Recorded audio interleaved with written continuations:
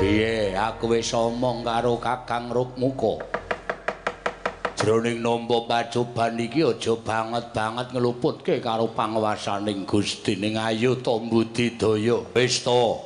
Gusti ora bakal sare adil tumraping titahe. Senadyan wong sing golek rejeki lumantar nindakake dosa wae Gusti paring rejeki apa meneh kowe karo aku lagi nampa sesiku. Lho, ana menungsa sing munggah ning Gunung Candramuka. Galea.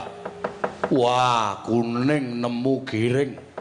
Monggo piyaine gedhe dhuwur blengah-blengah kaya ngono. Ya, aku ya weruh. Lah kok nglundhungke watu sing gedhe-gedhe wit-witan dirubuhke, wo lah ngrusak alas iki. Ya iki sing marai banjir.